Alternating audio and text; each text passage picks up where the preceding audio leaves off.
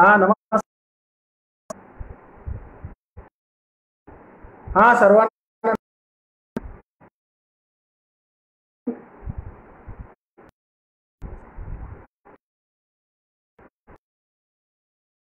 दिनाच्या आपणा सर्वांना हार्दिक शुभेच्छा. बुलबुल आणि एक साहित्यिक चळवळ या फेसबुक लाईव्ह पेजवर आपलं सर्वांचं स्वागत.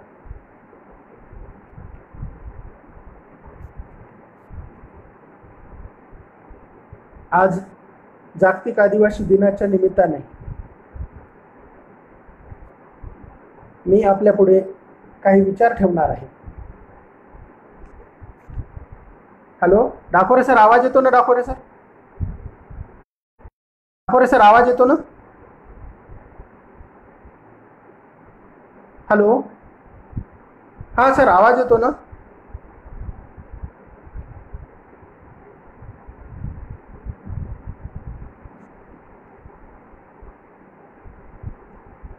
पुन्हा एकदा सर्वांचं मनपूर्वक मी स्वागत करतो.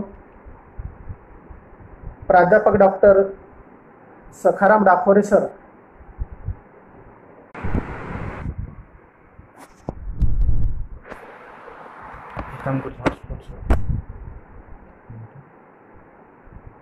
सुरूच आहे ना? एक मिनिट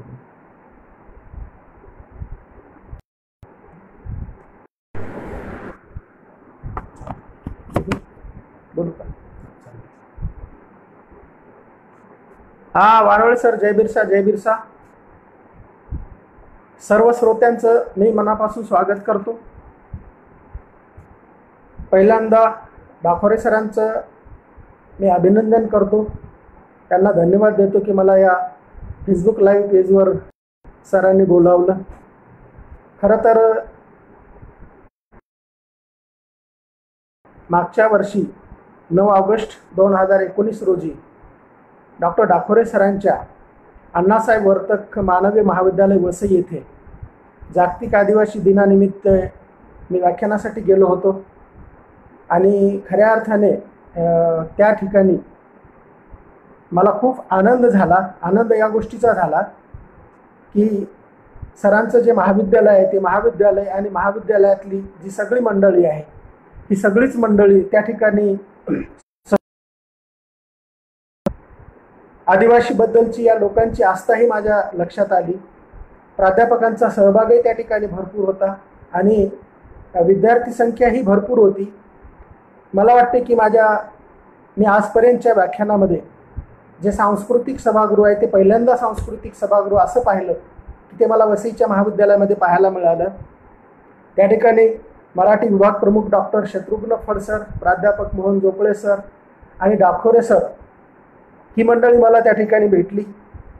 आणि तो कार्यक्रम म्हणजे एकंदरीतच मेजवानी होती. एकतर माझं व्याख्यान त्या ठिकाणी झालं, परंतु दुसरी एक अतिशय आनंदाची बाब म्हणजे त्या ठिकाणी सादर केलेला जो सांस्कृतिक कार्यक्रम आहे तर तो कार्यक्रम म्हणजे माझ्यासाठी मेजवानी होती. एक आदिवासींचं नृत्य, त्यांचं गायन, त्यांचं वाद्य, लय, ताल आणि एकूणच नृत्याविष्कार हा खरोखरच अविस्मरणीय आहे. आणि जवळपास मी तोच सांस्कृतिक कार्यक्रमाच्या व्हिडिओ क्लिप जवळजवळ 4 महिने मी पाहत होतो. मला खूप आनंद झाला त्या ठिकाणी. आणि मला असं वाटते की मागच्या वर्षीचा तो जागतिक आदिवासी दिन खऱ्या अर्थाने माझ्या आयुष्यातला एक चांगला कार्यक्रम झाला. तो दुसरं बोलायचं म्हणजे डॉक्टर सखाराम डाकोरे. खरं तर सखाराम डाकोरे ह्यांच्या संदर्भात मी थोडंसं बोललं पाहिजे. मला वाटते की डॉक्टर सखाराम डाकोरे यांनी या फेसबुकच्या माध्यमातून जवळजवळ अनेक लोकांशी आपला संवाद साधलेला आहे. खूप नवनवीन आणि दिग्गज साहित्यिक मंडळी त्यांनी या लाईव्हवर बोलवलेली आहे. जवळजवळ 45-46 लोकांची या ठिकाणी व्याख्यानं झालेली आहेत. खरं तर दर्जेदार साहित्यिक त्यांनी या ठिकाणी बोलवलेले आहेत. मला खूप आनंद होतो या गोष्टीचा. म्हणून डाकोरे सरांचं पुन्हा एकदा मी मनापासून अभिनंदन करतो. आणि डाकोरे सरांच्या संदर्भात मला म्हणावं लागेल की खरं तर डाकोरे सर हे एक विद्रोही कवी आहेत. एक गायक व परखड भाष्यकार म्हणून ते चांगलेच सुपरिचित आहेत. डाकोरे सरांनी अतिशय हालाखीच्या परिस्थितीतून आपलं शिक्षण पूर्ण केलं. म्हणून एवढ्या कठीण परिस्थितीतून वर आलेला हा उमद्या मनाचा कवी आहे. मला माहित आहे की डाखोरे सरांनी शिळ्या भाकरीच्या तुकड्यांवर रोजंदारी करून शाळेची पायरी चढणारा हा प्राध्यापक आहे. डाखोरे सरांनी खूप मेहनत घेतली. एकतर कष्ट गुराखी म्हणून काम केलं, मजुरी केलं, बराशीचे काम केले, विहीर खोदण्याचं काम केलं. सर वीटभट्टीच्या कामावर सुद्धा होते. त्यांनी मजुरी केली, क्लीनर, ड्रायव्हर असा खडतर प्रवास करून प्राध्यापक डाखोरे सर आज या पदापर्यंत आलेले आहेत. डाखोरे सरांचा नुकताच एक कविता संग्रह प्रकाशित झाला 2019 मध्ये आणि त्या कविता संग्रहाचं नाव आहे रानवा. मला असं वाटतं की डाखोरे सरांनी आपल्या या खडतर प्रवासातून आपला हा जो प्रवास केलेला आहे तर तो प्रवास अतिशय त्यांचा कष्टदायक आहे. म्हणून इंद्रजित भालेराव सरांनी मागे उल्लेख केला होता की डाखोरे सरांनी आपलं आत्मकथन लिहावं की जेणेकरून भविष्यामध्ये विद्यार्थी वर्गांना की कठीण परिस्थितीतून मार्ग कसे काढावेत याचा एक आदर्श सरांच्या आत्मकथनातून पुढे जाईल. म्हणून मी डाखोरे सरांकडून एक अपेक्षा व्यक्त करतो की भविष्यात डाखोरे सरांनी आपलं आत्मकथन लिहावं आणि आदिवासी साहित्य विश्वामध्ये सोडून द्यावं एवढी सरांकडून एक अपेक्षा.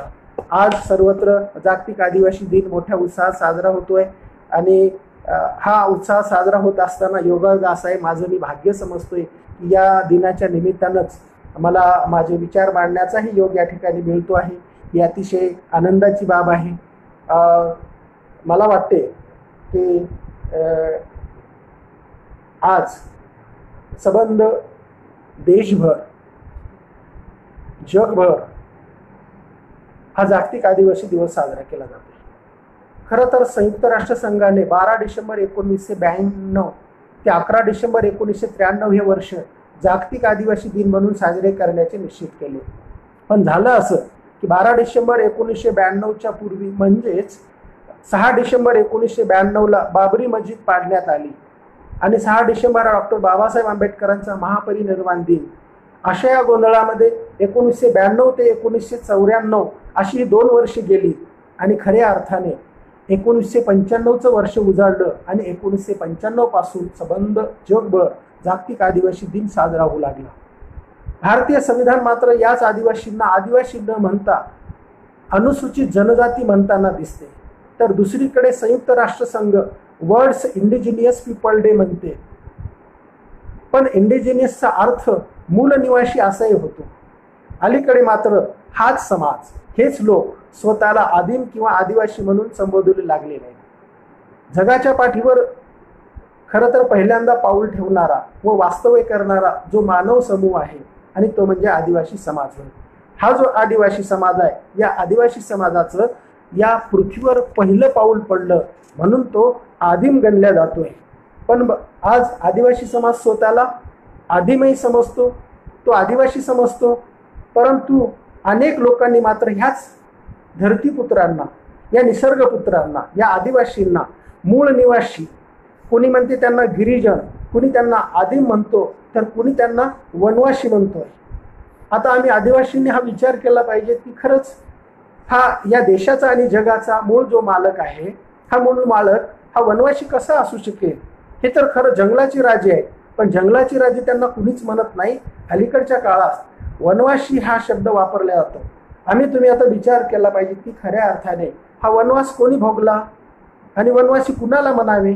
आम्ही तर या जंगलाचे राजे आहोत, हे जंगल आमच्या मालकीचं आहे, ही भूमी आमची आहे, याचे खरे मालक हे आम्ही आहोत. म्हणून आम्ही वनवासी नाही. आणि अजून एक दुसरा महत्त्वाचा मुद्दा असा आहे की अलीकडच्या काळामध्ये प्रस्थापित व्यवस्थेतली काही लेखक मंडळी जाणून बुजून आपल्या लिखाणामध्ये, आपल्या साहित्यामध्ये, आपल्या कलाकृतीमध्ये आदिवासींसाठी शब्द हे आदिवासी न म्हणता, मूळ निवासी न म्हणता, आदिम न म्हणता ही मंडळी मात्र वनवासी म्हणताना दिसून येते. साधारणतः जर विचार केला तर बऱ्याच लिखाणामध्ये वनवासी हा शब्द दिसायला येतो की आज आम्हाला जगातल्या, या देशातल्या आणि महाराष्ट्रातल्या आदिवासी समाजाला वनवासी हा शब्द अजिबात मान्य नाही. मग त्यामध्ये प्रभाकर मांडेसर असतील, भावे गिरधारी असतील किंवा लक्ष्मण टोपले असतील, यांच्या साहित्यामध्ये मात्र अलीकडच्या काळामध्ये हे शब्द आलेले आहेत. म्हणून आदिवासींनी त्याही शब्दाला विरोध केला की तो शब्द आम्हाला मान्य नाही, तो शब्द वापरला जाऊ नये आणि वनवासी हा शब्द वनवाशा ही सगळी सादृश्य शब्द आहे तो आदिवासींना मान्य नाही. म्हणून यापुढील काळामध्ये सुद्धा कुठल्याही साहित्यिकांनी किंवा समाजसुधारकांनी किंवा राजकीय मंडळींनी यापुढे आदिवासींसाठी वनवासी हा शब्द कृपया वापरात आणू नये ही आदिवासी समाजाची परत परत त्यांना एक विनंती आहे. मित्रांनो, आपल्याला हे सुद्धा एक माहीत असेल की संयुक्त राष्ट्रसंघाच्या परिषदेसाठी देशातील काही जबाबदार व अभ्यासू व्यक्ती आल्या होत्या. जगभरात 9 ऑगस्ट हा क्रांती दिन आदिवासी दिवस म्हणून पाळला जातो. भारतात तो पाळला जातो का असा प्रश्न त्या ठिकाणी निर्माण केला. पण त्या ठिकाणी उपस्थित असलेले बीजेपीचे मंत्री म्हणाले, अहो भारतात आदिवासी नाहीत. त्याच परिषदेला रिपब्लिकन पक्षाचे नेते रामदास आठवले उपस्थित होते. ते म्हणाले, भारतामध्ये चिकार आदिवासी आहेत. मला वाटते की प्रस्थापित लोकांनी आदिवासींकडे पाहण्याची जी मानसिकता आहे ती मानसिकता आता बदलायला पाहिजे. आणि ही जर मानसिकता बदलत नसेल तर आदिवासी समाजाने यावर आता चिंतन करावं आणि मनन करावं. केवळ आता जागतिक आदिवासी दिवस साजरा करून भागणार नाही मित्रांनो, तर आपल्याला आता आदिवासींच्या ज्या अनेक समस्या आहेत, आदिवासींचे जे प्रश्न आहेत, हे सगळे प्रश्न आता आम्हाला समजून घ्यावे लागणार आहेत. म्हणून आदिवासींपुढे आज अनेक प्रश्न आहेत. मी 2-3 प्रश्न प्रामुख्याने या ठिकाणी मांडणार आहे आणि अतिशय ते गरजेचे आहेत. अलीकडच्या काळामध्ये आदिवासी समाजापुढे एक फार महत्त्वाचा आणि मूलभूत प्रश्न निर्माण होताना दिसतोय. मागच्या 2-4 महिन्यामध्ये या महाराष्ट्रातल्या प्राथमिक शिक्षकांपुढे एक फार महत्त्वाचा प्रश्न निर्माण झाला होता. आणि तो प्रश्न होता की पहिलीच्या वर्गामध्ये मुलांना ॲडमिशन देताना, प्रवेश देताना त्यांच्या धर्माच्या रकान्यामध्ये काय लिहायचं असा प्रश्न निर्माण झाला आणि आमची शिक्षक मंडळी गोंधळात पडली. कोणी सांगत होते की आदिम लिहा, कोणी सांगत होते की आदिवासी लिहा. पण तो प्रश्न अजून सुद्धा मिटलेला नाही. हे शिक्षक बांधवांनी ते तसंच ठेवून दिलं. आता सगळ्यात महत्त्वाचा प्रश्न आहे की आदिवासी हा हिंदू धर्मीय नाही, हे भारताच्या सर्वोच्च न्यायालयाने निर्णय दिलेला आहे. मग या भारतातला आदिवासी हा हिंदू नाही तर मग आदिवासी कोणत्या धर्माचे आहेत? आदिवासींचा धर्म कोणता आहे? तो आपलं सर्वस्व मानतोय. म्हणून आदिवासीचा धर्म हा निसर्ग धर्म आहे. आदिवासींचा जो धर्म आहे तो निसर्गावर अवलंबून आहे आणि निसर्गावर अवलंबून असलेल्या आदिवासींच्या धर्माचा आणि हिंदू धर्माचा कवडीचा मात्र संबंध नाही. कारण हिंदू धर्म आणि आदिवासींचा धर्म यामध्ये खूप फरक आहे. फरक जर आपण पाहू लागलो तर आपल्या एक लक्षात येईल की हिंदूंचे जे देव आहेत तर ते हिंदूंचे देव देवळात आहेत.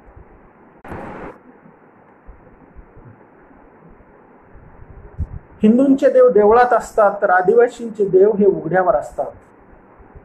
हिंदूंच्या देवांना दूध लागते, दही लागते, तूप लागते, लोणी लागते, सोनं नाणं लागते, सोवळं ववळं लागते आणि पैसे लागतात. हिंदूंचे देव जास्त खर्चिक आहेत पण आदिवासींचे देव मात्र फारसे खर्चिक नाहीत. आदिवासींच्या देवांना भात असला तरी चालतो, नैवेद्य असला तरी चालतो आणि प्रसंगी आदिवासींच्या देवांना कन्याही चालतात. अशी आदिवासी हा निसर्ग पूजक आहे. निसर्गातले घटक ही त्यांची देव आहेत. हे जे देव आहेत जसं प्राण्यांपासून आहेत, पक्ष्यांपासून आहेत, काही त्यांचे निसर्गातले घटक देव आहेत. जसं वाघोबा आहे, खोकल देव आहे, वाघामाय आहे, खोकलामाय आहे, लांडक देव आहे, कंसरी आहे, डोंगऱ्या देव आहे, हिवऱ्या देव आहे. ही सगळी जी देव आहेत आणि ही सगळे देव आदिवासींचे आहेत. आणि या सगळ्या देवांना ऊन वारा पाऊस यांचा आघात हा वर्षानुवर्ष सहन करावा लागतो. तरी आदिवासींचे देव त्याच जंगलामध्ये, त्याच वनांमध्ये आपला निवारा कुठे शोधत नाही, ती तसेच राहतात. म्हणून आदिवासी समाजामध्ये अनेक प्रकारच्या प्राण्यांच्या कथा सुद्धा दिसायला लागतात आणि त्या ज्या कथा आहेत त्या कथा मौखिक परंपरेने आहेत. ही जी मौखिक परंपरा आहे ती मौखिक परंपरा ही आदिवासी समाजाने ही परंपरेने जोपासलेली आहे. आणि ही परंपरा जोपासत असताना हा आदिवासी समाज मात्र आपले एक वेगळेपण टिकून आहे. आपण अजून जर एक उदाहरण पाहिलं तर संगीताच्या संदर्भामध्ये आदिवासींचं संगीत फार वेगळंच आहे. ती ओबडधोबड आहे. आदिवासींचे संगीत हे इतर संगीतापेक्षा निराळे आहे. जंगलातील पक्ष्यांच्या बोलीभाषेतून त्यांचे संगीत तयार झालेले आहे. मग मोर असेल, कोकिळ असेल, पोपट असेल किंवा चिमणी असेल, यासारख्या पक्ष्यांच्या आवाजाचे सूर हे आदिवासींच्या संगीतामध्ये दिसून येतात.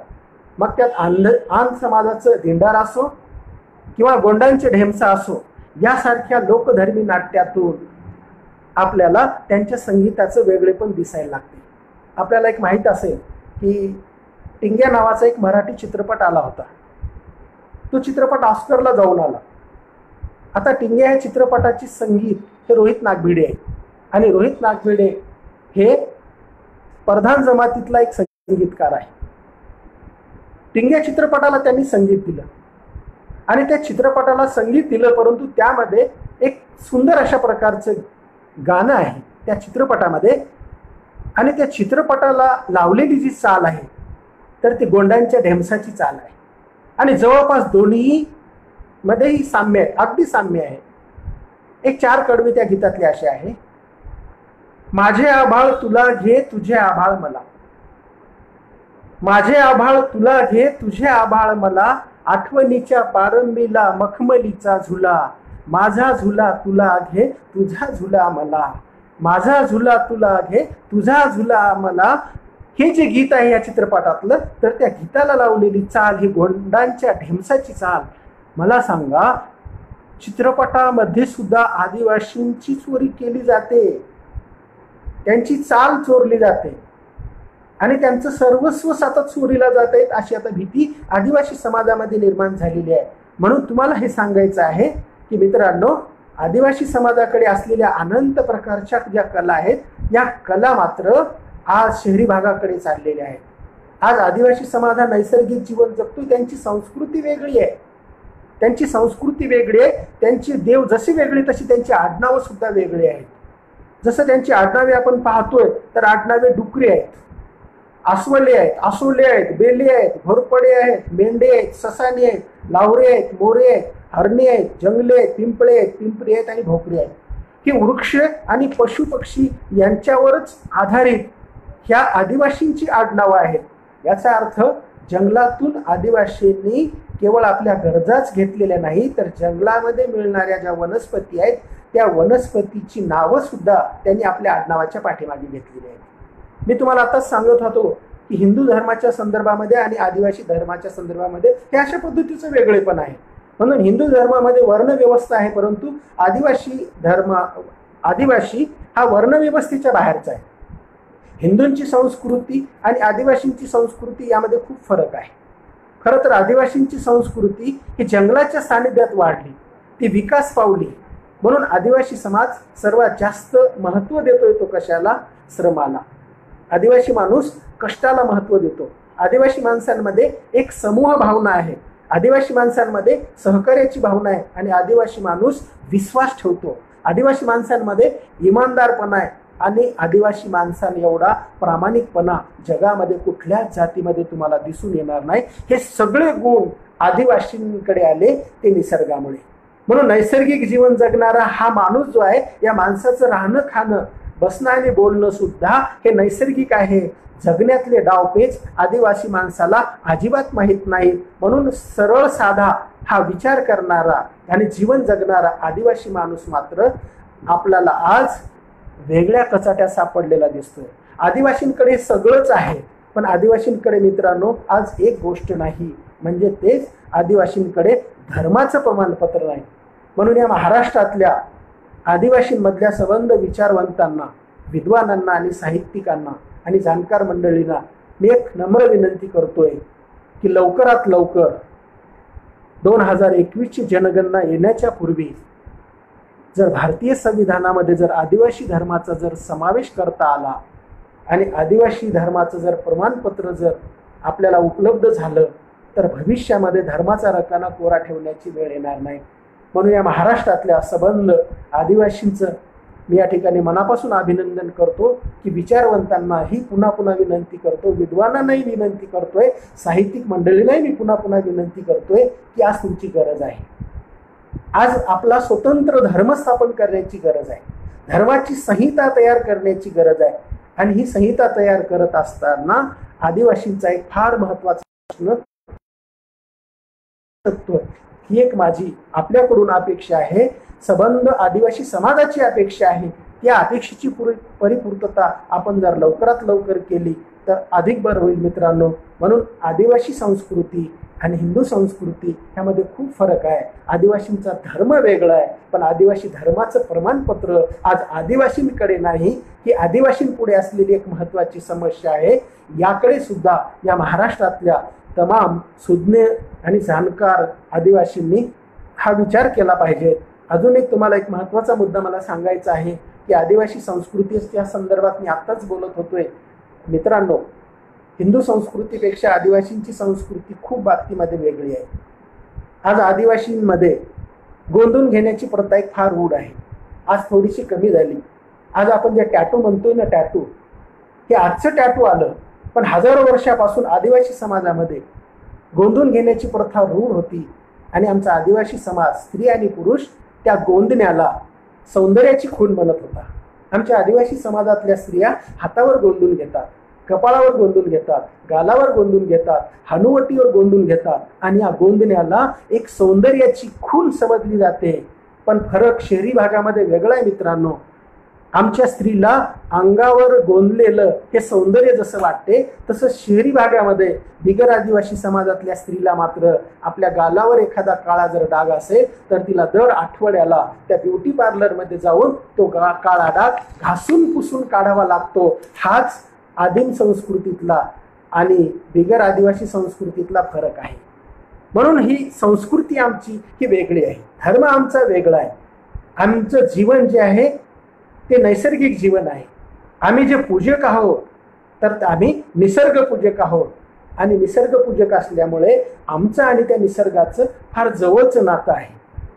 आदिवासी माणसाला निसर्गाकडून काही असं लुबाडून घेण्याची गरज नाही. निसर्ग त्यांना आपोआप देतोय.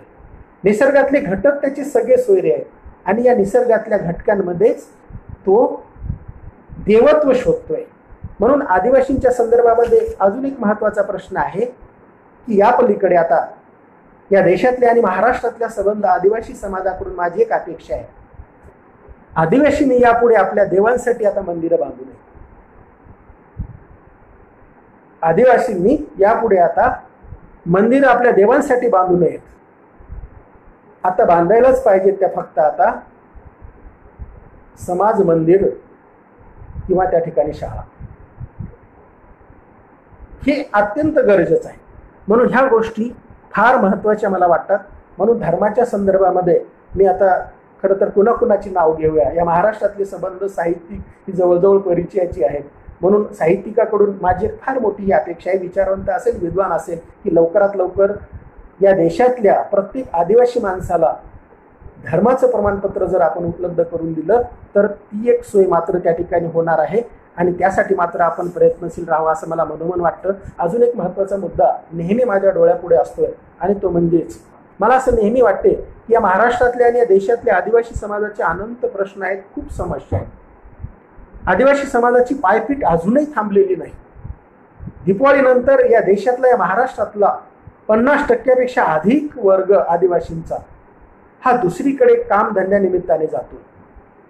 असे कुठले प्रश्न या समाजापुढे आहेत की त्या प्रश्नांची उकल आमच्या सुज्ञ माणसांकडून होत नाही. अशा कुठल्या समस्या निर्माण होत आहेत त्यांच्यापुढे की त्या समस्येचं निराकरण करण्यामध्ये आम्ही कमी पडत आहोत.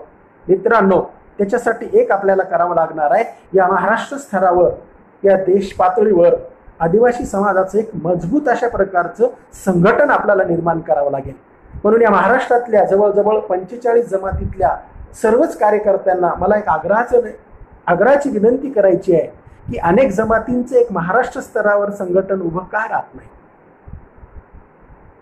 कुठल्याही जमाती असू द्या, त्या जमातीत 45 जमातीचं एक मजबूत अशा प्रकारचं जर संघटन निर्माण झालं तर या 45 जमातीकडे करड्या नजरेने पाहण्याची हिंमत कुणाची होणार नाही. पण झालं असं मित्रांनो की अलीकडच्या काळामध्ये आदिवासींमधले असलेल्या 45 ज्या मूळ जमाती आहेत, या मूळ जमातीतलेच एक जमात दुसऱ्या जमातीला पाण्यात पाहताना दिसत आहे. जर असं होऊ लागलं तर मग खऱ्या अर्थाने आपल्या महाराष्ट्रामध्ये सर्वच जमाती एकत्र येणार नाहीत आणि एकत्र जर नाही आल्या तर आदिवासी समाजाचं संघटन फुटेल आणि संघटन जर फुटलं तर घुसखोरी करणाऱ्यांचं बळ अधिक वाढेल. आज मूळ असलेले या महाराष्ट्रामध्ये 45 जमाती आहेत, यांचं संघटन इथं निर्माण होत नाही, परंतु तिकडे घुसखोरी करणाऱ्याचं संघटन रोजच्या रोज मजबूत होताना दिसत आहे. मग आम्ही मूळ आदिवासींनी यावर विचार का करू नये? आज या महाराष्ट्रामध्ये अनेक प्रकारच्या संघटना आहेत. मग ते महाराष्ट्रामध्ये बिरसा क्रांती दल असो, आदिवासी विकास परिषद असो, आदिवासी युवक कल्याण संघ असो, किंवा अफोट संघटना असो, किंवा बिरसावादी असो, किंवा बिरसा ब्रिगेड असो, या अनेक प्रकारच्या संघटना आहेत. माझा कुठल्या संघटनेला हेतू नाही किंवा मी कुठल्या संघटनेचं समर्थन करतोय अशातला भाग नाही. परंतु प्रत्येक संघटनेने आता न्यायालयाच्या पातळीवर लढा उभा करण्याच्याच नितांत गरज आहे. आवश्यक आहे, अत्यंत आवश्यक आहे. केवळ एखादी संघटना पुढे जाते म्हणून बाकीच्या संघटनेने पाठीमागे राहू नये. आज ह्या ज्या संघटना या महाराष्ट्रावर लढत आहेत, ह्या संघटनेचं कुठं चुकतंय? एवढ्या असलेल्या संघटनेपैकी जवळजवळ 10 ते 15% संघटनांचं काम या ठिकाणी आपल्याला दिसायला लागते. मी कुठल्याही संघटनेचं समर्थन करत नाही, परंतु अप्रोच संघटनेच्या संदर्भात मी एक असं म्हणेल की अप्रोच संघटनेने न्यायालयाचे दरवाजे जसे ठोठावलेले आहेत, त्याचबरोबर माझी भविष्यामध्ये आदिवासी विकास परिषद असेल, बिरसा क्रांती दल असेल, बिरसा ब्रिगेड असेल, आदिवासी युवक कल्याण संघ असेल, किंवा बिरसावादी संघटना असेल, या सर्व संघटनांनी जर पेटून उठले आणि न्यायालयाच्या दरवाजांना जर ठोठावलं तर बोगस लोकांचं एक पाऊल सुद्धा आपल्या घरामध्ये येणार नाही. म्हणून यासाठी या संघटनेत काम करणाऱ्या लोकांनी एकच केलं पाहिजे. आपल्यामध्ये असलेले जे मतभेद आहेत, आपल्यामध्ये असलेले जे हेवेदावे आहेत, तर हेवेदावे हे आपल्याला पहिल्यांदा कमी करावे लागतील. म्हणून मित्रांनो, तुम्हाला सांगतोय, या महाराष्ट्रातल्या आदिवासी समाजाची एवढी वाईट अवस्था काय? त्याचं कारण असं आहे, या महाराष्ट्र स्तरावर आपलं एक मजबूत अशा प्रकारचं संघटन नाही. म्हणूनच आज आदिवासी समाजाची अवस्था दोरा तुटलेल्या पतंगासारखी झालेली आहे. आम्ही थोडंसं पाठीमागे गेलो तर आम्ही थोडासा विचार केला पाहिजे. विचार या गोष्टीचा केला पाहिजे की डॉक्टर बाबासाहेब आंबेडकरांच्या चळवळीचं आम्ही स्मरण केलं पाहिजे. या महाराष्ट्रामध्ये आदिवासींची खूप काही विद्वान मंडळी बाबासाहेबांवर बोललंच पाहिजे, कारण तो आपला आदिवासी समाजाचा बाप आहे. बाबासाहेबांना विसरून आपल्याला चालणार नाही. जसं बाबासाहेबांना विसरून आपल्याला चालणार नाही, तसंच बाबासाहेब आंबेडकरांच्या चळवळीचं आम्ही स्मरण केलं पाहिजे. काय होतं बाबासाहेब आंबेडकरांच्या चळवळीमध्ये? बाबासाहेब आंबेडकरांच्या चळवळीमध्ये काम करणारी माणसं ही खऱ्या अर्थाने गरीब होती. ती माणसं गरीब होती, पण बाबासाहेबांची चळवळ मात्र श्रीमंत होती. आज माणसं श्रीमंत झाली, परंतु चळवळ मात्र गरीब झालेली आहे. हा फरक एवढा आपण लक्षात घेतला पाहिजे. बाबासाहेब आंबेडकरांच्या चळवळीत काम करणारी माणसं अतिशय खंबीर होती. ती माणसं प्रामाणिक होती, ती माणसं त्यागी होती आणि निष्ठावान होती. आज आमच्या चळवळीत काम करणारी माणसं ही निष्ठावान दिसायला लागत नाही, खंबीर नाहीत, त्यागी नाहीत. बाबासाहेबांच्या चळवळीत काम करणारी माणसं ही शिळ्या भाकरी बांधून सुद्धा चळवळ रेटत होती. ती खरी माणसं होती. चळवळीची ध्येयधोरणं त्यांना माहीत होती, चळवळीची उद्दिष्ट डोळ्यापुढे होती. बाबासाहेबांची चळवळ आज आम्ही डोळ्यापुढे ठेवली पाहिजे. म्हणून एक वाक्य नेहमी म्हटलं जातंय, परिवर्तनाच्या चळवळीत काम करायला भिणारी माणसं जिवंतपणे मेलेली असतात, पण काम करणारी माणसं ही मेल्यावर सुद्धा जिवंत राहतात. तुम्हा आम्हाला मित्रांनो यासाठी ह्या चळवळी गतिमान करायच्या आहेत. ती यासाठी सांगतोय की ही सगळी चळवळीची जबाबदारी आदिवासी समाजातल्या ह्या जाणकार लोकांवर आहे. आपल्या चळवळी मागे कुणी कारखानदार नाही, आपल्या चळवळी मागे कुणी भांडवलदार नाही, एखादा जमीनदार नाही, एखादा श्रीमंत नाही, एखादा सेठ नाही, एखादा सावकार नाही, आणि राजकीय लोक तर आपल्या चळवळीच्या पाठीमागे येणारच नाही. त्यांना थोडंसं बाजूलाच राहू द्या. आणि ही चळवळ तुम्हा आम्हाला एवढी पुढे न्यायची आहे की सगळं आदिवासीत मधलं हे चित्र बदललं पाहिजे. त्याचं कारण असं आहे मित्रांनो, त्या जंगल पहाडामध्ये राहणारा आदिवासी समाज माझ्याकडे आणि तुमच्याकडे फार आशेने पाहतोय. म्हणून चळवळीची जी धार आहे ती धार अजिबात बोथट होऊ देऊ नका. त्या चळवळीची धार ही धारदार बनवा, तिला एवढं धारदार बनवा की समाजातले अनेक प्रश्न त्या ठिकाणी मिटले पाहिजे. म्हणून आदिवासी समाजासाठी काम करणारी माणसं जी आहेत त्या माणसांनी एवढं काम करावं, एवढं काम करावं आणि एवढ्या चळवळी गतिमान आणाव्यात. आणि एवढ्या चळवळी गतिमान केल्याच्या नंतर समाजाचे प्रश्न नक्की सुटतात. बाबासाहेबांनी चळवळीच्या माध्यमातून प्रश्न सोडवले. दलित समाजाची चळवळ ज्या पद्धतीने या ठिकाणी बीजारोपण करते तसंच बीज आम्हाला चळवळीचं इथं रुजवावं लागेल. पण झालं मित्रांनो, माझी एक फार मोठी खंत अशी आहे की अलीकडच्या काळामध्ये अनेक संघटनांना सूज येऊ लागली. अनेक संघटनांना सूज येऊ लागली. संघटनेमध्ये काम करणारी माणसं फक्त पदांसाठीच दिसायला लागली. मित्रांनो, पुन्हा पुन्हा एक सांगतोय मी तुम्हाला, एक हात जोडून माझी विनंती आहे, केवळ पदासाठी चळवळीत कधीही राहू नका. पदासाठी चळवळ रेटू नका. पद तर घ्याच घ्या, परंतु चळवळीची गती दिसली पाहिजे, चळवळीचं काम दिसलं पाहिजे. ती चळवळ या ठिकाणी फार महत्वाची आहे. म्हणून चळवळीत काम करून तुम्ही गेलात ना, काहीच हरकत नाही. तेव्हा खरं तुमचं नाव पाठीमागच्या पिढींकडे राहणार आहे. म्हणून आपण गेल्यावर किमान 100 माणसांच्या डोळ्यातून टचकन पाणी आलं पाहिजे, असं काम करा. मंचावर असे वावरा की तुमची भूमिका संपल्यावर सुद्धा टाळ्या वाजतच राहिल्या पाहिजेत. खऱ्या अर्थाने हे जगणं आहे मित्रांनो, आणि हेच चळवळीत काम करणाऱ्या माणसांना जगावं लागते. बाबासाहेब आंबेडकरांच्या चळवळीमध्ये ही अशी माणसं होती की ती माणसं गेल्याच्या नंतर अजून सुद्धा ती माणसं जिवंत आहे. म्हणून संघटन अतिशय मजबूत आपल्याला बांधायचं आहे, कारण संघटन फुटलं की समाज फुटतो आणि मग इतर लोक आपल्याला फुटतात. म्हणून संघटन मजबूत तुम्हाला आम्हाला ठेवायचं आहे, त्याची नितांत गरज आहे. मित्रांनो, जी संघटनेची जशी गरज आहे ती संघटनेची गरज डोळ्यापुढे ठेवून आपल्याला अनेक प्रश्न सोडवायचे. मी पहिल्यांदाच म्हणालो की आदिवासी समाजापुढे अनंत प्रश्न आहेत. त्यातला अजून एक प्रश्न आपल्याला फार सतावतोय.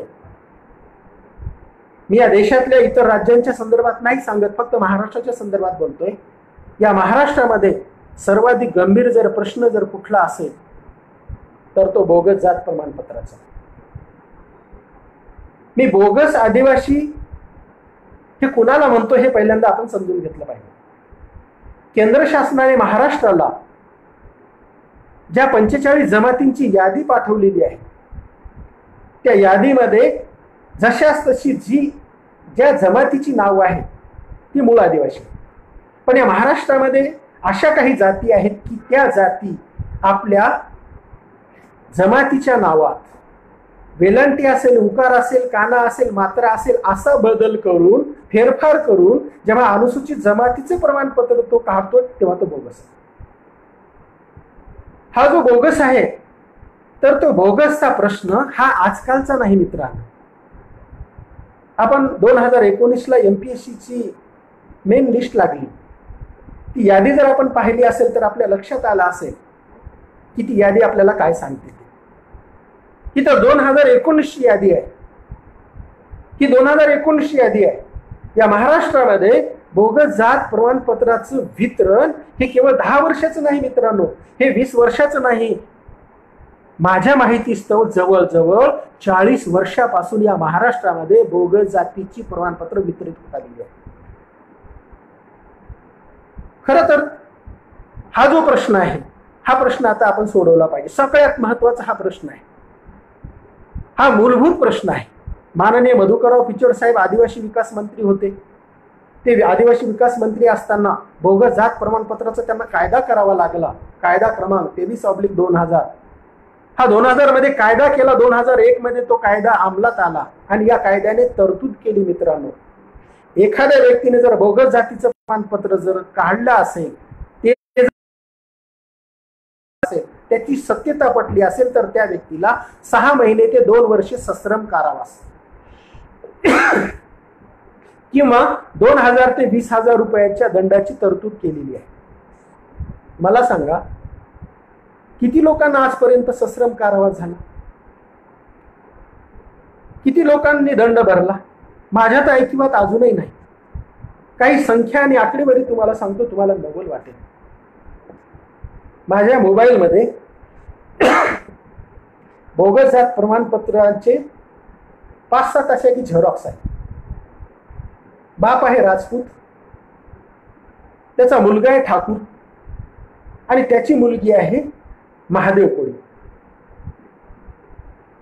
हे माझ्याकडे 4-5 झेरॉक्स आहेत. अशा लोकांकडे बोगस जात प्रमाणपत्राचे असे एक पुरावे आहेत. हा प्रश्न आता महत्वाचा आणि मूलभूत आहे. मी तुम्हाला आत्ताच म्हणत होतो की काही संख्या जर आपण पाहिल्या तर आपल्याला लक्षात येईल हे सत्र बोगसचं केव्हापासून सुरू झालं. 1981 मध्ये पुण्याच्या बीजे वैद्यकीय महाविद्यालयात 14 विद्यार्थ्यांना प्रवेश दिला. 1981 मध्ये त्या 14 पैकी एक विद्यार्थी ओरिजिनल होता आणि 13 बोगस होते. जी गोष्ट पुण्याला घडली तिचं रेकॉर्ड नागपूरच्या वैद्यकीय महाविद्यालयाने मोडून टाकलं. 1983 मध्ये नागपूरच्या शासकीय वैद्यकीय महाविद्यालयात 14 जागेसाठी 64 अर्ज आले. खरा आदिवासी एकही नव्हता. हलबा गोष्टीच्या 50 उमेदवारांनी हलबा जमातीचे प्रमाणपत्र काढून त्या 14 जागा मिळवल्या. 2005 मध्ये एका एसडीओ ऑफिसरनी 10 महिन्याच्या काळात 946 बोगस प्रमाणपत्र वितरित केले. 2005 मध्ये. 2009 मध्ये अनुसूचित जमाती प्रमाणपत्र तपासणी समिती नंदुरबार इथे आदिवासी एकता परिषदेने माहिती मागवली जवळजवळ 45 लोकांची. आता नंदुरबार जिल्हा हा पूर्णपणे आदिवासी बहुल एरिया आहे. नंदुरबार जिल्हा हे आदिवासींची बहुसंख्या आहे. 2009 ला आदिवासी एकता परिषदेने 45 लोकांची माहिती मागवली. माहितीच्या अधिकाराखाली त्या 45 पैकी 44 लोक बोगस होते, एक ओरिजिनल होता. मला सांगा, जर एवढाली संख्या जर बोगसची बाहेर पडत असेल तर जिथे माहितीच्या अधिकाराखाली माहिती मागवलेली नाही त्यांचं काय? आज खरं तर नंदुरबार जिल्हा हा आदिवासी जिल्हा म्हणूनच नाहीये. या जिल्ह्याला एक फार मोठं वैशिष्ट्य आहे. आदरणीय माणिकराव गावित साहेब एक वेळ आमदार होते आणि 9 वेळा ते खासदार होते. लोकसभेवर निवडून गेले ते 9 वेळा. मला वाटते आता सध्या डॉक्टर हिना गावित मॅडम आज तिथे खासदार आहेत. डॉक्टर विजयकुमार गावित साहेब आज त्या ठिकाणी आमदार आहेत. मला वाटते की भविष्यामध्ये हा प्रश्न आता मिटला पाहिजे. आज बऱ्याच वेळा काही लोक सांगतात 47 जमाती. मित्रांनो, 2002 ते 3 मध्ये चोथरा व थोटी या 2 जमाती कमी झालेल्या आहेत. आज महाराष्ट्रामध्ये केवळ 45 जमातीच आहे. या 45 जमातीच आहे. या 45 जमातीने आता ह्या सगळ्या गोष्टींकडे डोळसपणे पाहण्याची गरज आहे. म्हणून मी पहिल्यांदाच तुम्हाला असं म्हणालो की अंतर्गत एकदा बाहेर काढून टाका आणि या समस्याचा लोंढा येतो ना तो कुठंतरी थांबवा. ही थांबवण्याची गरज आहे. ती ॲडव्होकेट शिवाजीराव मोघे साहेब सामाजिक न्यायमंत्री होते. ते सामाजिक न्यायमंत्री असताना एका कार्यक्रमात म्हणाले असे होते की या महाराष्ट्रामध्ये जवळजवळ 97,000 लोकांनी बोगस जातीची प्रमाणपत्र काढलेली आहे. प्राध्यापक वसंत पुरके हे शिक्षण मंत्री होते. प्राध्यापक वसंत पुरके सर जेव्हा शिक्षण मंत्री होते तेव्हा त्यांनी एका कार्यक्रमामध्ये हाच मुद्दा उचलून धरला आणि ते असं म्हणाले या महाराष्ट्रामध्ये 1,17,000 लोकांनी बोगस जातीची प्रमाणपत्र काढलेली आहे. मित्रांनो, या महाराष्ट्रामध्ये जर बोगसांची संख्या दिवसेंदिवस जर अशी वाढत असेल तर आमच्या हक्काचे 25 आमदार काय करतात? आमच्या हक्काचे 25 आमदार हे कुठं बसलेले आहेत? मागच्या टर्ममध्ये 26 होते, याही टर्ममध्ये 26 आमदार आहेत. हे 25 आमदार आमचे काय करतात? ज्या 25 आमदारांना आम्ही आदिवासी समाजाचं रक्षण करण्यासाठी, आदिवासी समाजाचे प्रश्न विधानसभेमध्ये मांडण्यासाठी, आदिवासींच्या समस्यांची उकल करण्यासाठी आम्ही विधानसभेमध्ये यांना पाठवतोय. आणि एवढं जर बोगसचं जर पीक येत असेल तर त्या दऱ्याखोऱ्यातल्या लोकांचं भविष्य किती अंधारात गडून जाईल. आमचा आमदार करतोय काय? मागे एका वर्तमानपत्रामध्ये एक बातमी आली होती की आदिवासींची 3 आमदार बोगस आहेत. ज्या ठिकाणी आमदार जर बोगस असतील तर सामान्य माणसांचं काय? काही मित्र मला फोन करून बोलतात आणि विचारतात, सर मराठवाड्यामध्ये बोगस लोक आहेत म्हणून. मी त्यांना असं म्हणतोय, सर बोगस लोक मराठवाड्यातच नाहीत. बोगस लोक मराठवाड्यातच नाही, संबंध महाराष्ट्रामध्ये बोगस लोकांनी धुमाकूळ घातलेला आहे. जिथं जिथं ज्या ज्या जमातीला उकार करता येतो तिथं तिथं ते झालेलं आहे. जिथं वेलांटी देता येतो तिथं दिलेलं आहे. कुठं कुठं काय बदल केला हे सगळंच आहे. म्हणून मी त्यांना असं म्हणालो, सर मराठवाड्यातच बोगस नाहीत सर, खानदेशामध्ये आहे. आणि जर मराठवाड्यातला बोगस जर माणूस असेल तर तो म्हणलं विदर्भामध्ये नोकरी करतोय. खानदेशामध्ये बोगस माणूस असेल तर तो पश्चिम महाराष्ट्रात नोकरी करतोय. आणि मराठवाड्यात जर बोगसांचं जर पीक येत असेल तर ते बोगस इतरत्र विखुरलेले आहे, त्यांचं काय? म्हणून हा सगळा विचार हा तुम्ही आम्ही केला पाहिजे. हे केवळ एका जमातीचं काम नाही मित्रांनो, हे केवळ एका जमातीचं काम नाही, या महाराष्ट्रातल्या 45 जमातीचं हे काम आहे. कारण मराठवाड्यात जर बोगसांचं जर वादळ उठलं तर ते कधी विदर्भात जाऊ शकते आणि विदर्भ आणि खानदेशातलं वादळ कधी मराठवाड्यात येऊ शकते किंवा अन्य विभागामध्ये ते घोंगावू शकते. म्हणून यांना आपण इथंच थांबवलं पाहिजे आणि थांबवण्याची जबाबदारी ही सर्वस्वी आदिवासी समाजातल्या या सुज्ञ माणसांची आहे. एक प्रश्न मला सातत्याने भेडसावतोय मित्रांनो आणि तो वारंवार मला निर्माण होतोय. माझ्या खूप अपेक्षा आहेत या महाराष्ट्रातल्या या राजकीय लोकांकडून. मी पहिल्यांदाच म्हणालो की राजकीय लोक काहीही करणार नाही, आपल्या चळवळीच्या पाठीमागे नाही. आजपर्यंत या आदिवासी समाजाला सक्षम अशा प्रकारचं राजकीय नेतृत्वच लाभलेलं नाही आणि जे काही लाभलंय ना, या राजकीय लोकांना या महाराष्ट्रातल्या कार्यकर्त्यांची फळी तयार करता आली नाही. आणि राजकीय लोकांमध्ये सुद्धा अंतर्गत एवढे मतभेद आहेत की ते एकमेकांना पाण्यात पाहतात. सगळ्या ह्या लोकांनी अहंकाराची डबकी तयार केली. हा या पक्षामध्ये आहे, तो त्या पक्षामध्ये आहे, हे या मतदारसंघाचा आहे, तो त्या मतदारसंघाचा आहे, हे या विभागातले आहेत, ते त्या विभागातले आहेत. सगळी डबकी तयार केली. समाजाचं तिकडे काय?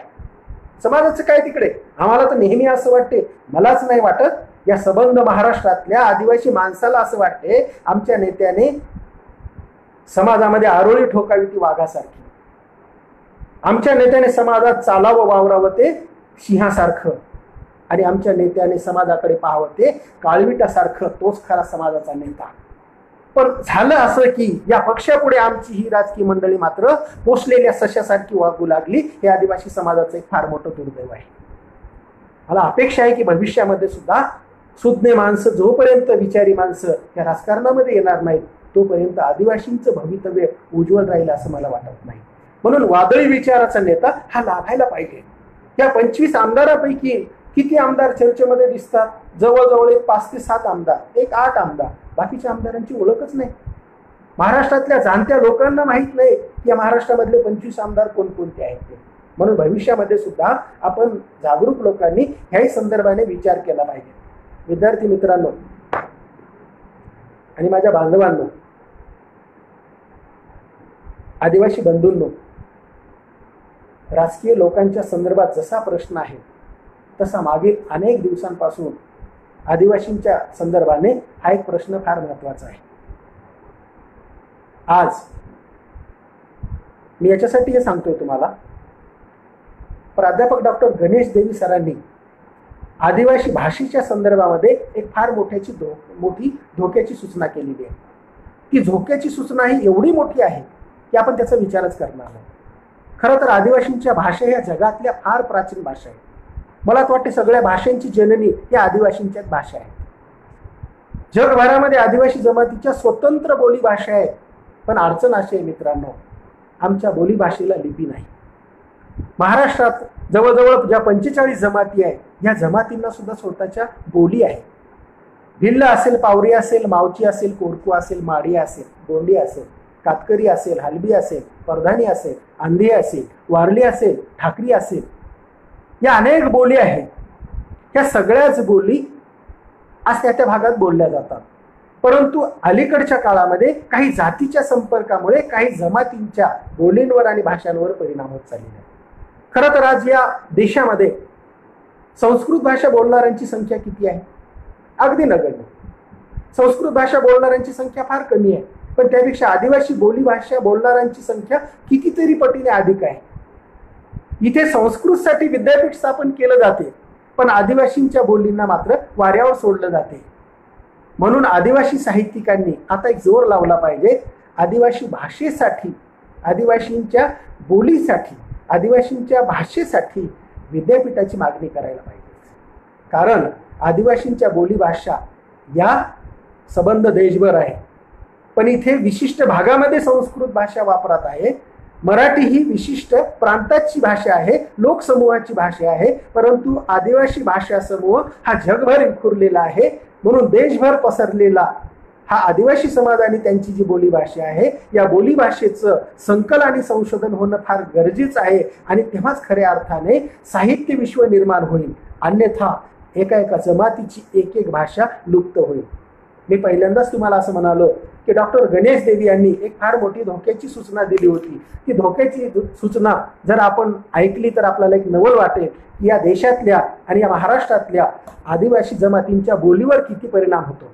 आपल्या देशामध्ये साहित्य अकादमी आहे, तिथे 26 भाषांमध्ये साहित्य प्रकाशित केले जाते, साहित्याचे सोहळे पार पाडले जातात, तिथे साहित्य अकादमी पुरस्कारही दिले जातात. भारत हा जगातील सर्वाधिक भाषांना प्रोत्साहन देणारा हा एकमेव देश आहे. हे जरी सगळं सत्य असलं तरी इथेच सर्वात जास्त भाषांचा मृत्यू देखील होतोय. सर्वाधिक जास्त भाषांचा मृत्यू आपल्या देशामध्ये होतोय. कदाचित तुम्हाला माहित असेल तरी सुद्धा एक उदाहरण सांगतोय मी.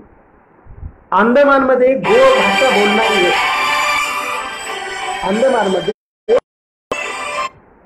एक गो भाषा बोलणारी 85 वर्षाची वयोवृद्ध महिला होती.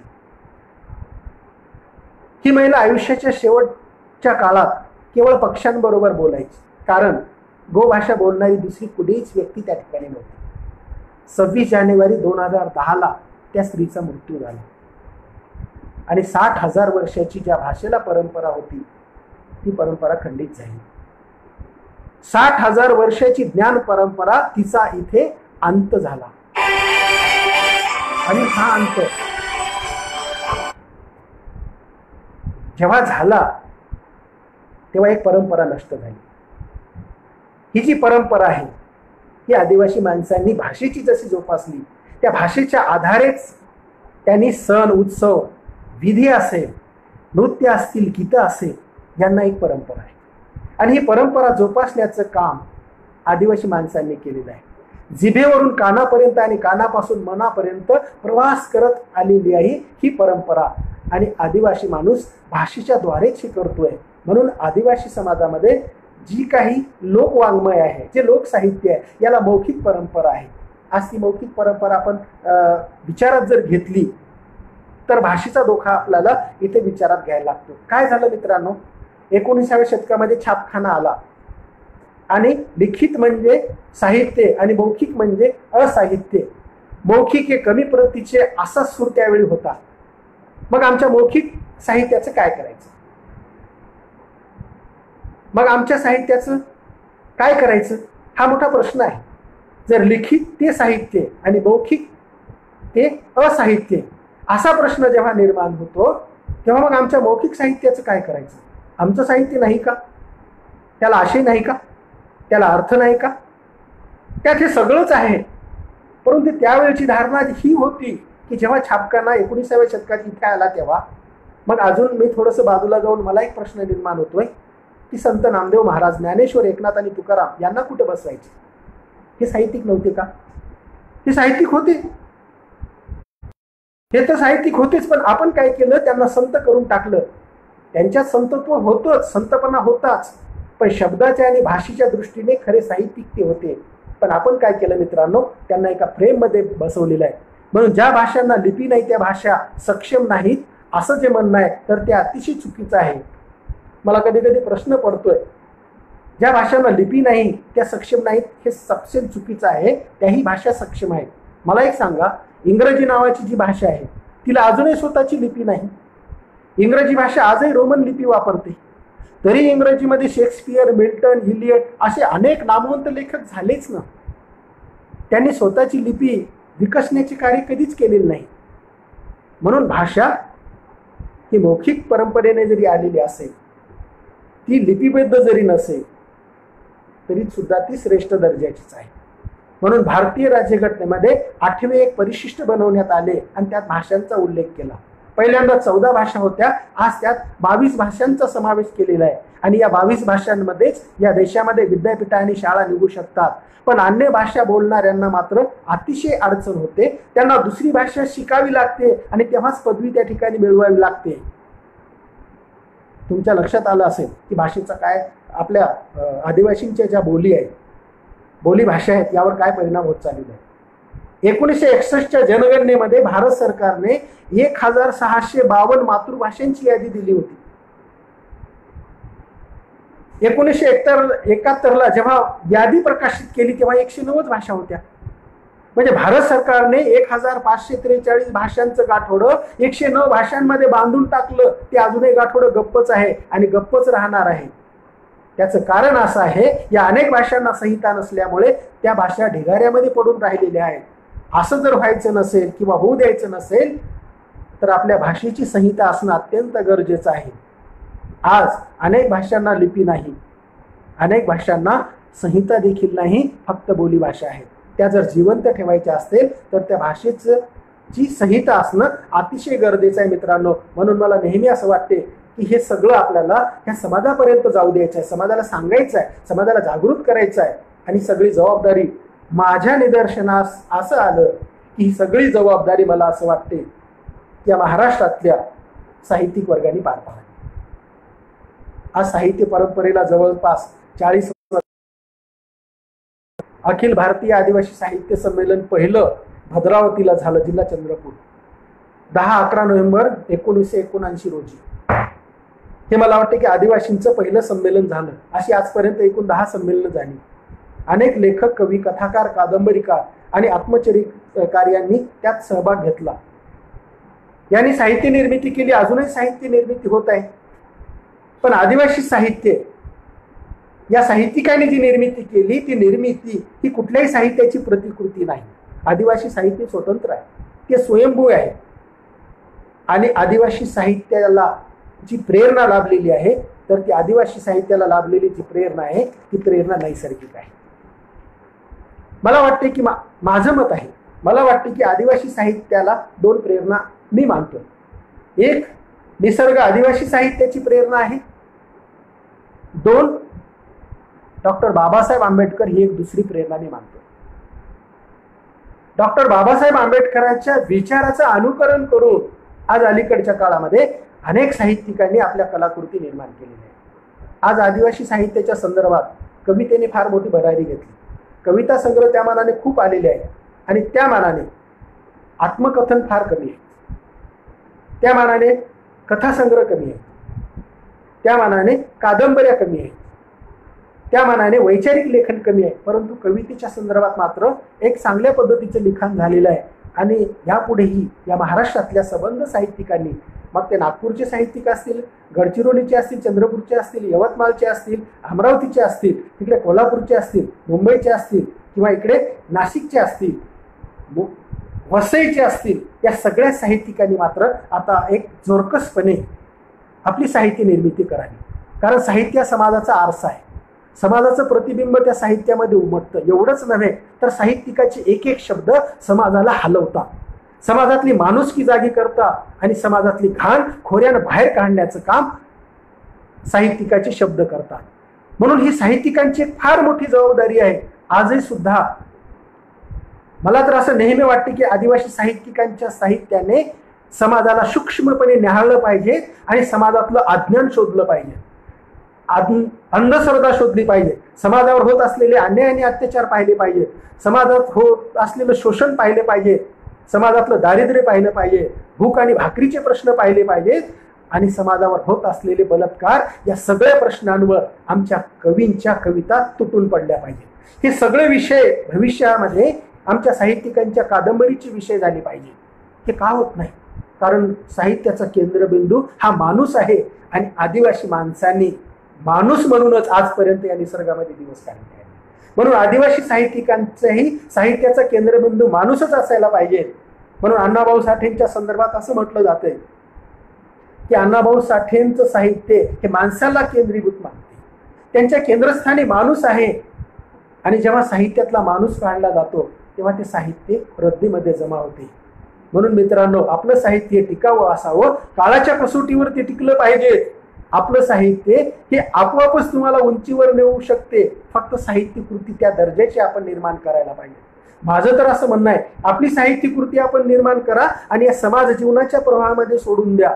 या समाज जीवनाच्या प्रवाहात तुम्ही सोडून दिली की ती साहित्य कृती चांगली की वांगली हे ठरवण्याचा अधिकार वाचकांना आहे, लेखकांना अजिबात नाही. म्हणून मला तुमच्याकडून एवढीच एक अपेक्षा आहे की यापुढे सुद्धा या साहित्यिक वर्गाने दर्जेदार अशा प्रकारची साहित्य निर्माण करून समाजातल्या हजारो प्रश्नांची उकल या साहित्याच्या माध्यमातून व्हायला पाहिजे. अनेक कवींनी मात्र आपल्या राजकीय लोकांवर फार आसूड ओढलेले आहे. त्यांच्या कवितेमध्ये अनेक शब्द राजकीय लोकांना धुवून काढलेला आहे, त्यांना झोडपून काढलेला आहे. पण मित्रांनो, प्रश्न असा निर्माण होतो की आपला कविता संग्रह ही राजकीय मंडळी वाचतच नाही, त्याच्यामुळे त्यांच्यापर्यंत तो विचार जात नाही. आपण कवितेच्या माध्यमातून राजकीय लोकांना खूप झोडपून काढता, त्यांना नको त्या अश्लील शब्दांचा तुम्ही वापर करता, त्यांना ती जाणीव व्हावी ही भूमिका तुमची आहे, परंतु आपला कविता संग्रह त्या राजकीय लोकांपर्यंत जात नाही. हे फार मोठं दुःख आहे. म्हणून ते तिथपर्यंत गेलं पाहिजे आणि त्याची गरज आहे. मला एक उदाहरण आठवते मित्रांनो, आणि ते मला सांगणं थोडंसं गरजेचं वाटते. एक नाव तुम्हाला परिचयाचं असेल. मला कुणाचा मोठेपणा अजिबात करायचा नाही, मला मोठेपणा अजिबात कुणाचं करायचं नाही, स्तुती कुणाची नाही, वाहवा तर अजिबातच नाही. पण एक उदाहरण मला वाटते की तुम्हाला सांगितलं पाहिजे. बऱ्याच साहित्यिकांनाही माहिती आहे. कल्पना दुधाळ नावाची एक शेतामध्ये काम करणारी स्त्री, बोरीभाकीतीचं गाव, नगर जिल्हा. शेती शिवाराच्या सुगंधाने तिच्या कविता बहरून आल्या.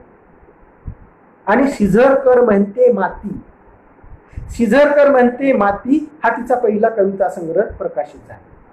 हा तिचा पहिलाच कविता संग्रह. कल्पना दुधाळचं शिक्षण BA पर्यंत झालेलं. कल्पना दुधाळने तो कविता संग्रह साहित्य विश्व आणि लागली शेतीच्या कामाला. माझा कविता संग्रह वाचनीय आहे, तो आवडतो. माझ्या कविता संग्रहातल्या कविता खूप आशयपूर्ण आहेत, रचनाबंध आशय आहेत, खूप अस्वस्थ करणाऱ्या कविता आहेत, असं तिनं कुठेही आणि केव्हाही म्हटलेलं नाही, अजूनही ती म्हणत नाही. पण कल्पना दुधाळच्या कविता संग्रहातल्या शब्दांनीच वाचकांशी आणि साहित्यिकांशी संवाद साधला. मला सन्मान मिळावा, मला पुरस्कार मिळावा, मला प्रसिद्धी मिळावी, मला लोकप्रियता मिळावी, आदींचं स्वप्न तिनं कधीच पाहिलेलं नाही. पण तिच्या कविता संग्रहाला एकूण साहित्य अकादमी पुरस्कारासह 18 पुरस्कार मिळाले मित्रांनो. हे कशाचं धोतक असेल तर त्या साहित्य निर्मितीचं, तिच्या कवितेतल्या एका शब्दाचं. म्हणून आपली साहित्य कृती ह्या जर निर्माण झाली तर त्या ठिकाणी मात्र तुमच्या साहित्याला कुणीच खालचा दर्जा देणार नाही, तुम्हाला ते साहित्य तुमचं उंचीवर नेईल. म्हणून गरज आहे आमच्या साहित्यिकांनी ह्या स्वरूपातलं साहित्य निर्माण करण्याची.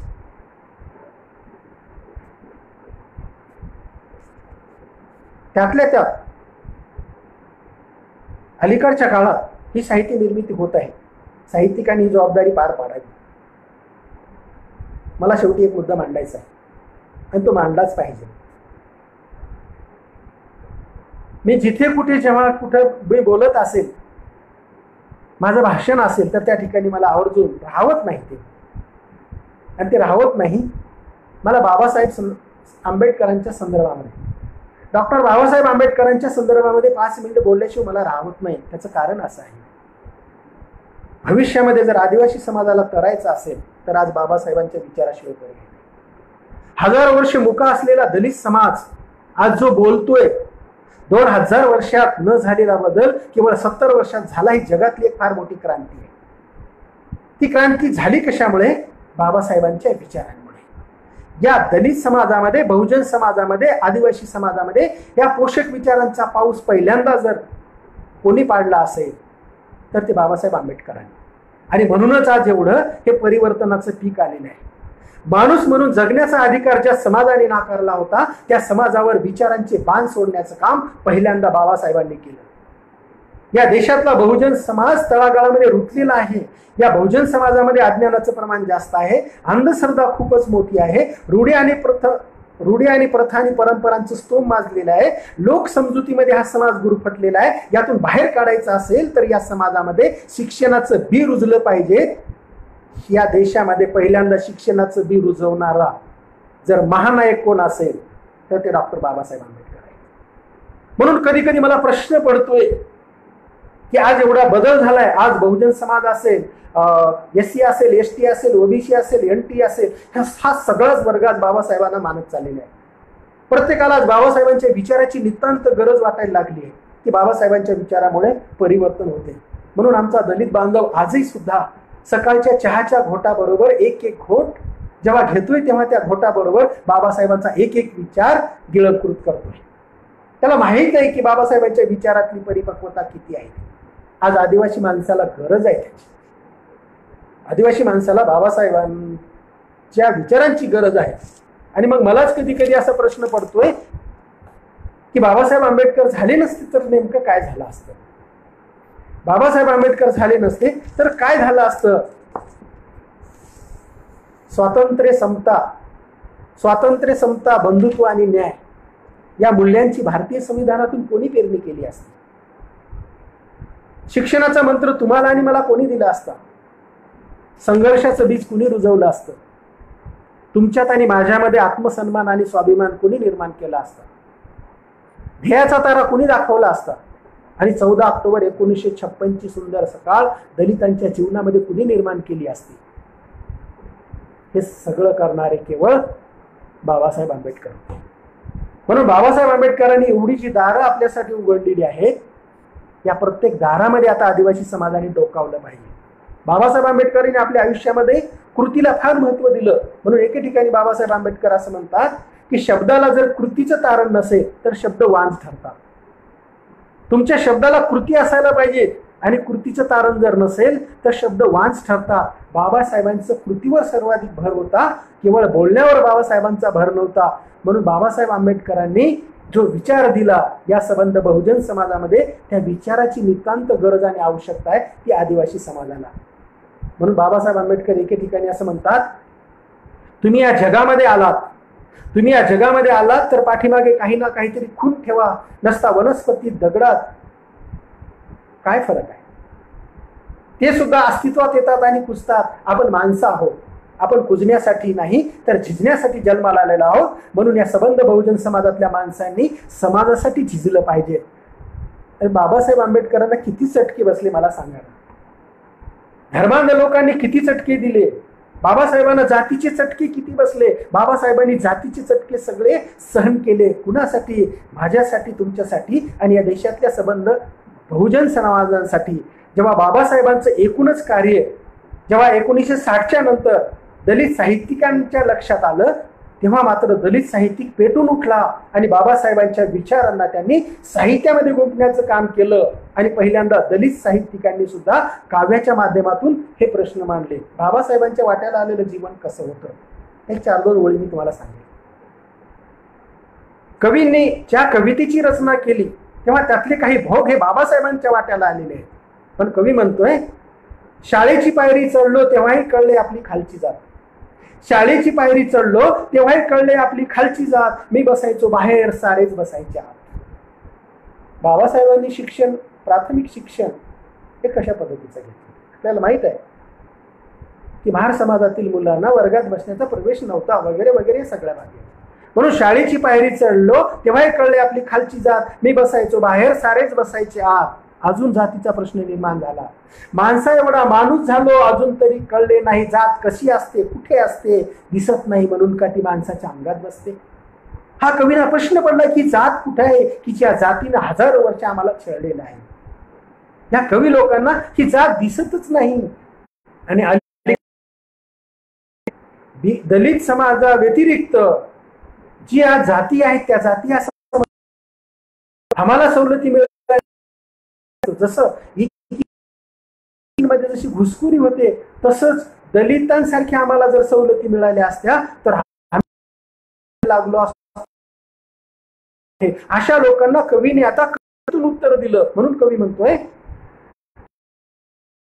शैक्षणिक नोकऱ्यांसाठी सवलत तरी मिळाल्या असत्या असे म्हणणाऱ्या दोस्तांना, आम्ही दलित झालो असतो तर शैक्षणिक नोकऱ्यांसाठी सवलती तरी मिळाल्या असत्या अशा म्हणणाऱ्या दोस्तांनो, आधी महार बनून मेलेली ढोरं ओढा. आधी महार बनून मेलेली ढोर बनून घाण झालेली वाहन जोडा आणि नंतरच सवलतीचा प्रश्न करा. हे आमच्या कवीने उत्तर दिलेली आहे. म्हणून बाबासाहेब साहित्यामध्ये आणण्याचं काम त्या साहित्यिकांनी केलं. हे सगळं कार्य बहुजन समाजासाठी बाबासाहेबांनी खूप मोठं केलं. पण बाबासाहेब आंबेडकर आपल्याला सोडून गेले, देहाने सोडून गेले, विचाराने ते कायमस्वरूपी राहणार आहेत। या पृथ्वीवर जोपर्यंत हे अस्तित्व आहे तोपर्यंत बाबासाहेब विचाराने इथे राहणार। जगातला हाच एकमेव महामानव असावा तर या देशातल्या सबंध बहुजन समाजाच्या डोळ्यामध्ये 24 तास पाणी खेळत होतं। बाबासाहेबांचा देह दिल्लीवरून मुंबईला आणला। बाबासाहेबांची चित्ता चंदनाच्या लाकडावर ठेवली आणि काही काळाने बाबासाहेबांचा देह आता जळणार।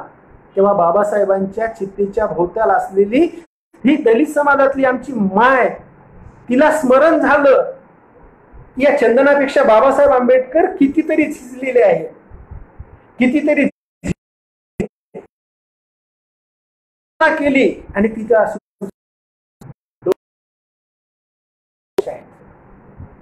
चंदनाची चित्ताबाई हळूवार बोलली, बाबासाहेबांना बोलायला लागली। चंदनाची चिता रचलेली हळूपणेच बाबासाहेबांच्या कानात बोलायला लागली। चंदनाची चित्ताबाई हळूवार बोलली, भीमा तुझा देह कसा जाळू म्हणाली। बाबासाहेब आंबेडकरांचा देह जाळण्यासाठी चित्ता सुद्धा थांबली आणि तिने विचार केला की बाबासाहेबांना कसं जाळू। कारण चंदनाची लाकडं जिथं विचार करतात की आमचं झिजणं याच्यापेक्षा कितीतरी पटीनं या महामानवांचं झिजणं आहे आणि आमच्यापेक्षा अधिक झिजणाऱ्या माणसाला आम्ही कसं जाळावं ही कल्पना आमच्या दलित माईला सुचली। म्हणून मला तुम्हाला हे सांगायचं आहे की बाबासाहेब आंबेडकरांचा जो विचार आहे तो विचार आमच्यासाठी लाख मोलायचा आहे मित्रांनो। म्हणून तुम्हाला एक सांगायचं आहे मला की हे सगळं तुम्हाला करता आलं पाहिजे, तुम्हाला करायचं आहे। बाबासाहेब आंबेडकर आपल्याला स्वीकारायचे आहे, स्वीकारणं गरजेचंच आहे। 100% आपल्याला बाबासाहेबांचा विचारच तारणार आहे आणि तो आपल्याला पुढे न्यायचा आहे। म्हणून मित्रांनो तुम्हाला मला शेवटी मी शेवटच्या टप्प्याकडे येतोय। मला फारसं आता काही बोलायचं नाहीये, खूप वेळचं आपण ऐकून घेतलं, पण एक काम आपण केलं पाहिजे। या महाराष्ट्रामध्ये, या देशामध्ये दलित असेल, आदिवासी असेल, भटका असेल, ओबीसी समाज असेल, या समाजामध्ये जर परिवर्तन घडवायचं असेल, परिवर्तनाची स्वप्न पाहायची असतील तर आपण जागे झालं पाहिजे। काळ कठीण आहे, त्यासाठी एक पाऊल म्हणून तुम्हाला सुज्ञ व्हावं लागेल, तुम्हाला हुशार व्हावं लागेल, तुम्हाला विचारी व्हावं लागेल, सकारात्मक विचार करावा लागेल। आणि माणसाला जर हे विचार जर करायचे असतील आणि माणसाला जर हुशार बनायचं असेल तर माणसाला दोनच गोष्टी हुशार बनवतात। एक, तुम्ही वाचलेली पुस्तकं आणि दोन, तुम्हाला भेटलेली माणसं। तुम्ही वाचलेली पुस्तकं आणि तुम्हाला भेटलेली माणसं या दोघांकडूनच खऱ्या अर्थाने तुम्ही हुशार। म्हणून तुम्ही लोकांचा विचार करण्यात अजिबात वेळ घालू नका, तर लोक तुमच्याबद्दल विचार करतील असं काहीतरी करा। हे करणं गरजेचं आहे। म्हणून शेवटी मी तुम्हाला एकच विनंती करतो, माझ्या चुका फक्त मलाच सांगा, लोकांना त्या कधीच सांगू नका, कारण सुधारायचे मला आहे, लोकांना नाही। लोकांना सुधारायचं नाही, मला सुधारायचं आहे। म्हणून माझ्या चुका मलाच आपण सांगाव्यात, एवढंच या ठिकाणी बोलतो। आणि मला वाटते की मी इथं थांबलं पाहिजे। मला डाकोरे सरांनी सांगितलं होतं की सर 8 वाजता तुम्ही थांबलं पाहिजे, डाकोरे सरांचा आदेश होता। म्हणून डाकोरे सरांचे आणि आपले सगळ्यांचे या ठिकाणी मी आभार व्यक्त करतोय। 1 तासभर सलग आपण मला ऐकून घेतलं। मला माहित नाही मित्रांनो मी काय बोललो होते, पण मी बोललो मित्रांनो, मी बोललोय। त्यातले जे चांगले विचार आहेत तर ते तुम्ही घ्यावेत, त्याची जोपासना करावी, त्यातून परिवर्तन घडवावं, बदल घडवावा, समाजाला दिशा द्यावी, समाजाला प्रगतीच्या दिशेकडे घेऊन जावं, एवढीच या ठिकाणी अपेक्षा करतो आणि तुम्हा सगळ्यांना धन्यवाद देतो। जय हिंद, जय बिरसा, जय शिवा, जय भीम।